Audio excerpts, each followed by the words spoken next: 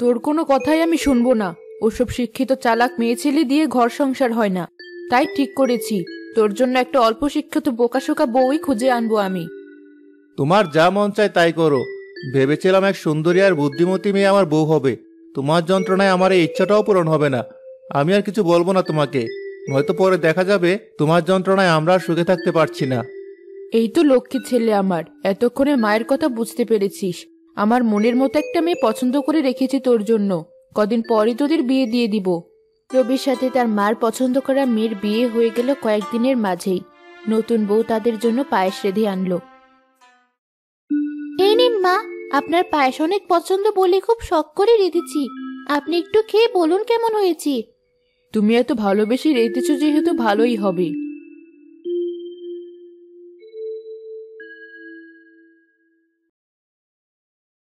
থু, ভালো নাকি ছাই?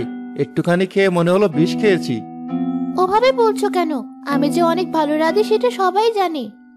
তুমি যে কত ভালো রাঁধো তা তো দেখতেই পাচ্ছি। আসলেই তো বৌমা, পায়েসে তো দেখছি লবণ দিয়ে ভরা। কি বলছেন মা এসব? আমি একটু খেয়ে দেখি তো।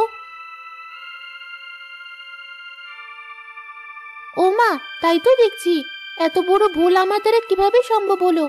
আমাকে ক্ষমা করে দিন মা। লবণ আর চিনির কৌটাটা পাশাপাশি একসাথে রেখেছিলাম। পায়েসে দিতে গিয়ে কখন যে উল্টোপাল্টা বাঁধিয়ে দিয়েছি খেয়াল করিনি। এমন ভুল আর কখনো হবে না। আরে, তুমি এই সামান্য বিষয় নিয়ে এত উত্তেজিত হয়ে যাচ্ছ কেন? আমরা কিছু মনে করিনি। ভুল তো মানুষেরই হয়।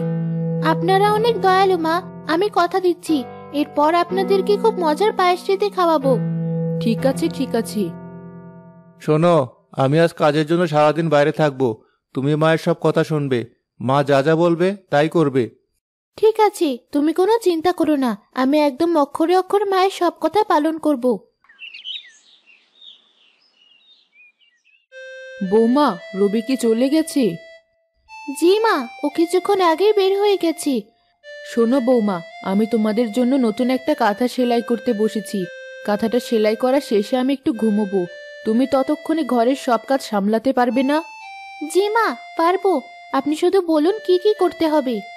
আচ্ছা শোনো তবে, একটা বুড়ো লোক এসে তার টাকা চাইলে এই টাকাটা তাকে দিয়ে দেবে। এই নাও, টাকাটা রাখো। আচ্ছা মা, আর কি কাজ? টিভিটার গায়ে অনেকটা ধুলো পড়েছে। টিভিটা ভালোভাবে পরিষ্কার করো। আমাদের জন্য রাতের রান্না বান্না শেষ করে মুরগিগুলোকেও খাইয়ে দিও। বাইরে কাপড় নেড়ে রাখা আছে, ওগুলো সব ঘরে নিয়ে এসো। আর ঘরটাও ভালোভাবে মুছে দিও। জি মা, আপনি নিশ্চিন্তে আপনার ঘরে গিয়ে মনোযোগ দিয়ে আপনার কাজ করুন। আমি ততক্ষণে ঝটপট সব কাজ শেষ করে ফেলছি। আচ্ছা, কোনো সমস্যা হলে আমাকে ডাক দিও। কোনো সমস্যা হবে না মা, সামান্য এটুক কাজ আমি একাই সামলাতে পারবো। তাহলে তো ভালোই হলো, আমি চিন্তামুক্ত হলাম। আমি আমার কাজ শুরু করে দিই। প্রথমে টিভিটা পরিষ্কার করি।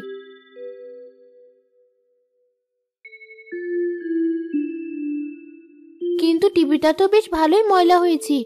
এত মোছার পরও দাগ যাচ্ছে না। বুঝেছি, সাবান পানি দিয়ে ধোয়া ছাড়া এই দাগ সহজে উঠবে না। যাই, টিভিটা বাইরে নিয়ে গিয়ে ধুয়ে দিই।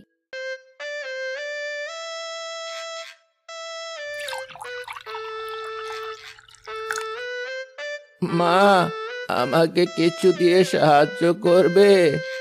কিসের সাহায্য? দেখছেন না আমি কাজ করছি। তুমি আমাকে কটা টাকা দিয়ে সাহায্য করলে আমার খুব উপকার হতো। টাকা? তার মানে আপনি সেই বুড়ো লোক যার কথা মা বলছিল। আপনি আপনার টাকা নিতে এসেছেন বুঝি? একটু অপেক্ষা করুন, আমি এখনই আপনার টাকা আনছি। ঠিক আছে।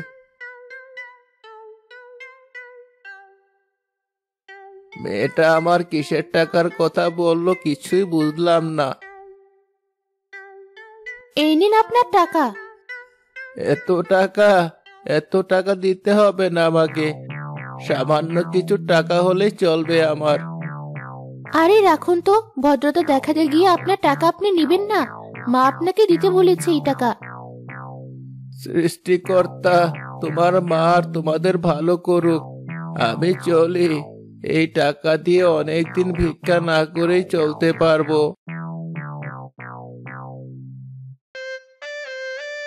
টিভিটা ধুয়ে উঠোনে শুকোতে দিয়েছি, বুড়ো লোকটাকেও তার টাকা দিয়ে দিয়েছি। এখন শুধু দুটো কাজ বাকি আছে, যাই রাতের রান্না বসিয়ে দেই।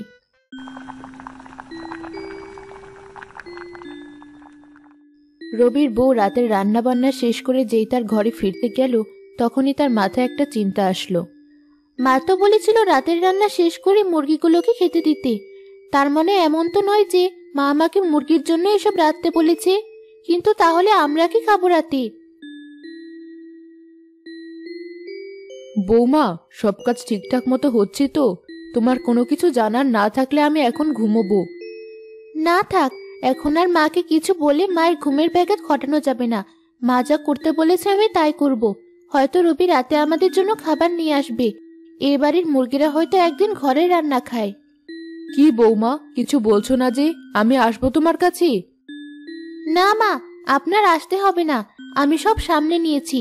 আপনি আরামে ঘুমোন। ঠিক আছে। আমি তাহলে রাতের জন্য রাজার সব ভাত তরকারি মুরগিকে দিয়ে আসি।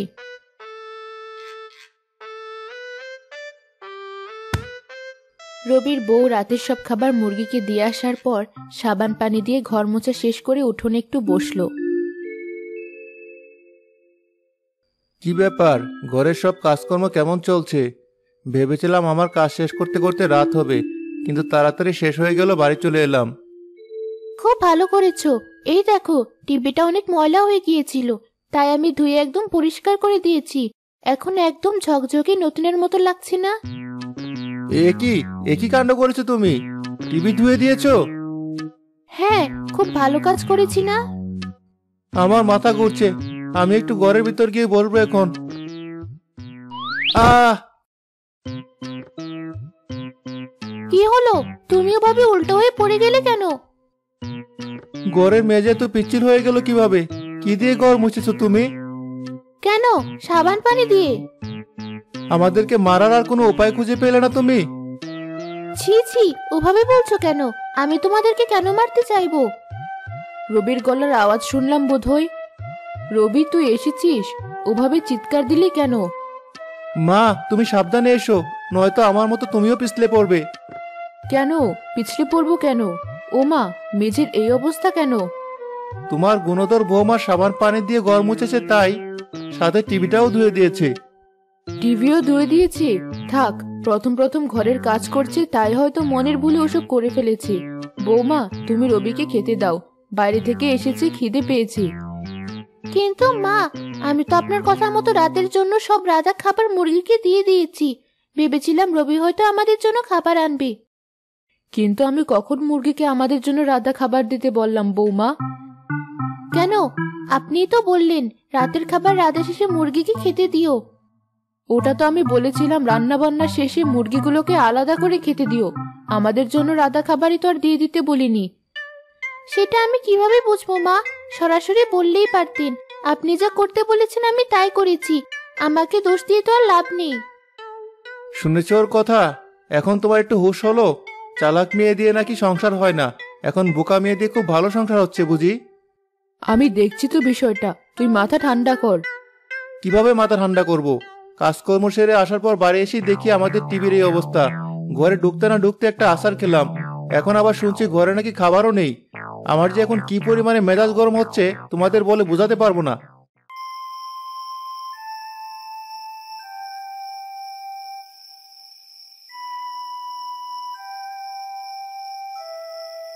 দুঃখিত, আমার আসতে একটু দেরি হয়ে গেল। রবির মা, আমার পাওনা টাকাটা? বৌমা, তাকে তার পাওনা টাকাটা বুঝিয়ে দাও। ইনি আবার কে? অনেকক্ষণ আগেই তো আরেক লোক তার পাওনা টাকা নিয়ে চলে গেছে। আমার পাওনা টাকা আবার কোন লোক নিয়ে চলে গেল? কোন লোককে টাকা দিয়েছো তুমি বৌমা? কেন মা, আপনি তো বলেছিলেন বয়স্ক এক লোক আমার কাছে এসে টাকা চাইলে আমি যেন তাকে টাকাটা দিয়ে দিই। সেই দুপুরবেলায় ছেঁড়া জামা পরা এক ভদ্রলোক আমার কাছে সাহায্য চাইছিল। তারপর তুমি কি করলে? আমি তাকে জিজ্ঞেস করলাম কেমন সাহায্য। তখন সে বলল কিছু টাকা পয়সা দিয়ে সাহায্য করলে নাকি তার ভালো হতো। তখনই আমার মায়ের বলা কথা মনে পড়লো, আর সাথে সাথে তার হাতে মায়ের দেওয়া টাকাগুলো তুলে দিলাম। হায় হায়, আমার এতগুলো টাকা! আরে বোকা, ওটা নিশ্চয় রাস্তায় কোনো ভিখারি ছিল, যার হাতে তুমি সব টাকা তুলে দিয়েছো। মা, দেখো তোমার বেকুব বৌমার কাণ্ড। একদিনে কতগুলো অকাজ করে বসে আছে। মা, আমার ভুল হয়ে গেছে, আমাকে ক্ষমা করে দিন। এমন ভুল আর কখনো করব না আমি, এবারই শেষ। আচ্ছা বৌমা, তুমি ভেতরে যাও, আমি দেখছি। আর আমার টাকা, এতগুলো টাকা? আপনি চিন্তা করবেন না, আমাকে আর কটা দিন সময় দিন, আপনার সব টাকা ফেরত দেব আমি। জি আচ্ছা। না বুঝি তোর অনেক বড় ক্ষতি করে ফেললাম কি আমি? বৌমার সাথে মানিয়ে নিতে কি তোর খুব কষ্ট হচ্ছে? তুই কি এই কয়দিনেই হাঁপিয়ে গেছিস? না মা, তেমন কিছু না। একি মা, কি হলো তোমার? তুমি মাটিতে পড়ে গেলে কেন? আমার মাথাটা হঠাৎ চক্কর দিয়েছে। ও তেমন কিছু না, তুই আমাকে কবিরাজের কাছে নিয়ে চল, সব ঠিক হয়ে যাবে। মা, আমাকে দেখতে দিন আপনার কি হয়েছে। আমি আমার মেশিন নিয়ে এসেছি।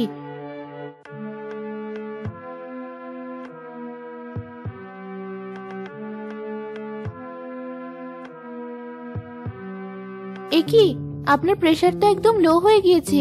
দ্রুত মাকে হাসপাতালে নিয়ে যাওয়ার ব্যবস্থা করো। ঠিক আছে। আপনার মা একদম সুস্থ আছে। তাকে তাড়াতাড়ি হাসপাতালে এনে ভালো কাজ করেছেন আপনারা, নয়তো বড় কোনো ক্ষতি হতে পারত। আপনারা এখন ভেতরে যেতে পারেন। জি ডাক্তার সাহেব, ধন্যবাদ। মা, তুমি ভালো আছো? আছি তো ভালোই, কিন্তু আমার বোকা অল্প শিক্ষিত বৌমা মেশিন ব্যবহার করে আমাকে ডাক্তারের কাছে নিয়ে আসবে সেটা আমি ভাবতেও পারিনি। মা, আমরা আপনার কাছ থেকে একটা সত্য লুকিয়েছি। আসলে আমি হাসপাতালে নার্স হওয়ার জন্য পড়াশোনা করছি। এতদিন আমি বোকার অভিনয় করছিলাম শুধু। হ্যাঁ মা, আমি আর ও একজন আরেকজনকে আগে থেকেই চিনি, কিন্তু তুমি ওকে আমার বউ হিসাবে মেনে নিবে না বলে আমরাই নাটক করেছি। তুমি আমাদেরকে ক্ষমা করে দাও মা। যাক বাবা, বাঁচলাম, যেসব নাটক ছিল। নয়তো একের পর এক বৌমার বোকামি দেখে তো আমি ভয় পেয়ে গিয়েছিলাম। সত্যি তোরা আমাকে প্রাণে বাঁচালি। তার মানে তুমি আমাদেরকে মেনে নিয়েছো মা? কেন মানবো না? আজ বৌমা না থাকলে তো আমি মরেই যেতাম। আমার ভুল জেদের কারণে তোদের এসব নাটক করতে হয়েছে।